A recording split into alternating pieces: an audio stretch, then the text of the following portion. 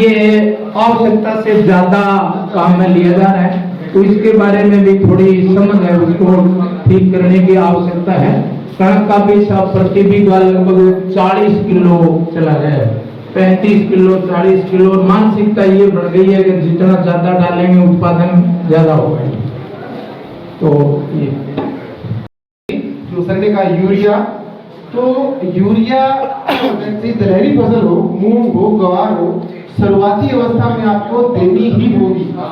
अगर वो दूसरा आप गोबर की खाद दे रहे हो या फसल अवशेष जैसे जमीन में हम दे रहे हैं, तो उनको अपघटित होने के लिए कम से कम नाइट्रोजन की आवश्यकता होगी। तो सामान्य क्षेत्र में जैसे आपने ज्यादा खाद नहीं दिया तो 5 किलोग्राम यूरिया मूंग, मोट, ग्वार कोई भी फसल शुरुआत प्रति बीघा मिट्टी में भी। और अगर आपने खाद दी है, अगर आपने अवशेष दिए हैं तो कम से कम 25 से 30 किलोग्राम।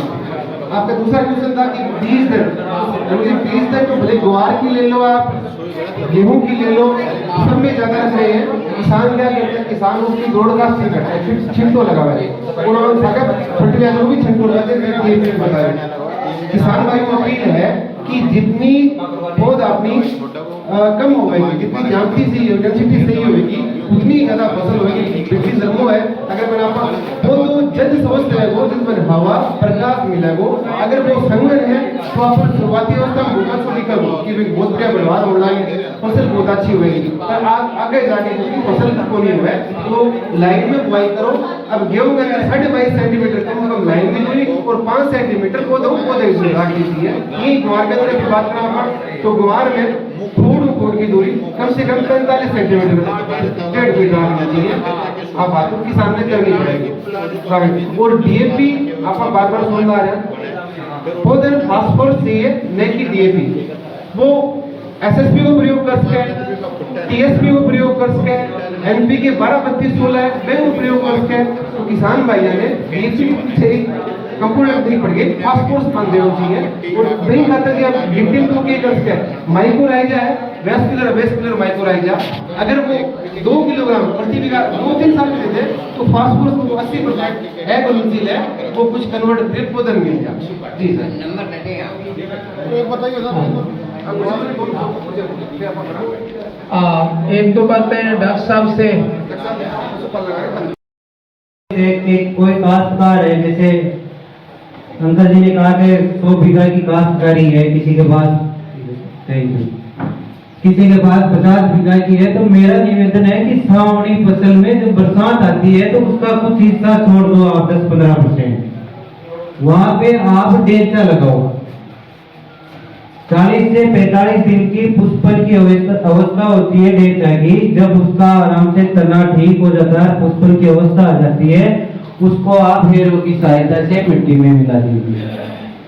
हर किसान के पास गोबर का सोर्स नहीं है, इतना गोबर की परिपूर्ति भी नहीं हो पाती है।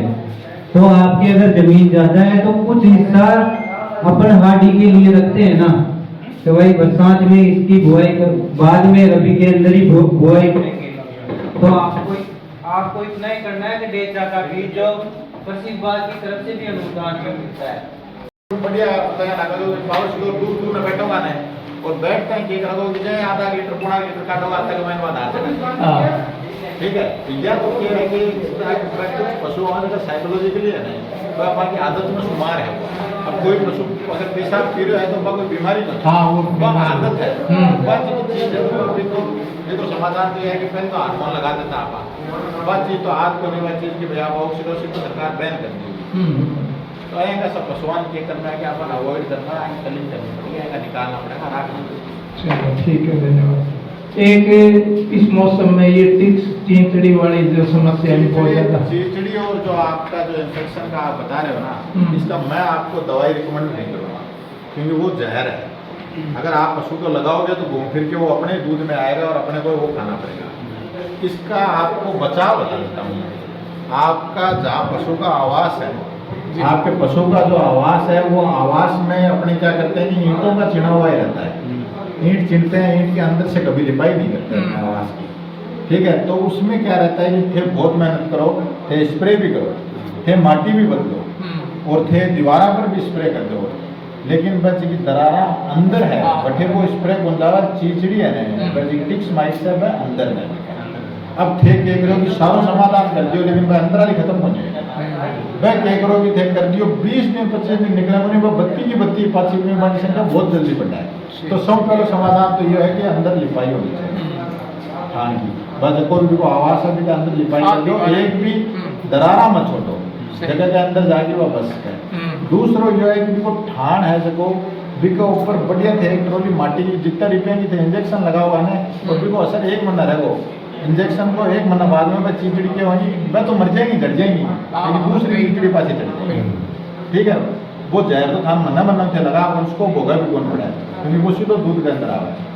माटी गिरवाले भी की बजाय बढ़िया बालू रेत की एक ट्रोली करा 15 दिन के एकड़ों के बाद ये माटी है ना हर 15वें दिन के एकड़ों को माटी हटा दे उठा अंदर की दीवारें तो आपने सारी बंद होगी अगर कठाऊं कोई दूसरा घरों आज का मान लिया है देखो आप बीमारी वाली से बा मानो थे तो पूरा एफर्ट कर लिया लेकिन कन के घर वाला कौन करे पड़ोसी वाला कौन करे तो भी घरों आ जाएंगे मेरी चीजें तो बिल को बचाव ये है कि थे थारा जाता ही है तो 15-20 दिन में स्प्रे करके दीवार आपकी हो रही है बम माटी 15वें दिन आप बदला ना बिल्कुल स्प्रे कर लो तो कोई है तो फिर मर जाएंगी तो माटी चेंज करके नई माटी बिछा दो आपने पशुओं और 21 दुखी कोई चीचड़ी थारा नजर में आवा है तो थारा पशु की के घूम फिर की सुबह शाम को देखो और भी का जठे थारा चीचड़ी में मत तोड़ के वो है बचाव देखो सुरक्षा ही बचाव है हेलमेट पहन के निकलो बाद में सिर कुटिया बचाओ लाल